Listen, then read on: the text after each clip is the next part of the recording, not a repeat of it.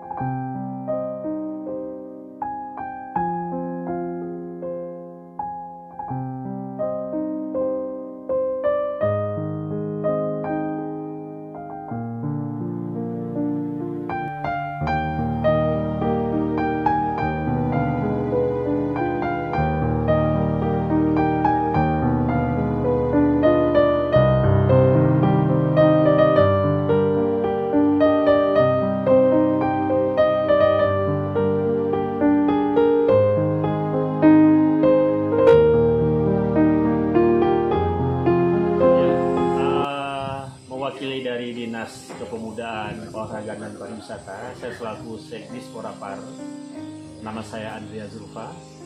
Kami telah menempuh perjalanan lebih kurang 2 hari untuk mencapai titik pada makam Cut Nyak Mutia yang menjadi pahlawan nasional.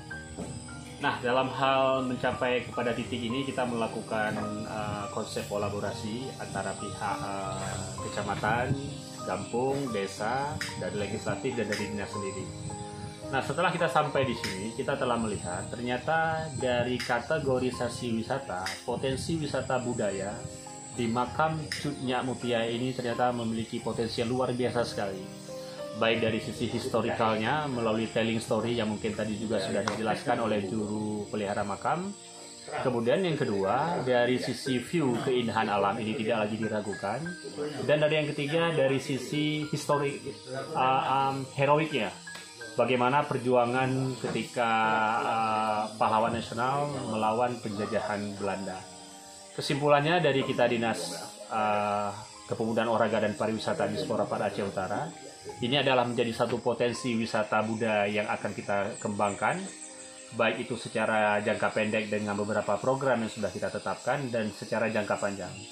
Mudah-mudahan kita membutuhkan dukungan dari berbagai pihak, karena ini juga menjadi dari komitmen kita bersama terhadap potensi wisata budaya, dan lebih penting lagi adalah bagaimana kita menghargai perjuangan dari pahlawan nasional kita Cut Nyak Mutia di dalam mempertahankan negara kesatuan Republik Indonesia ini. Sekian, terima kasih.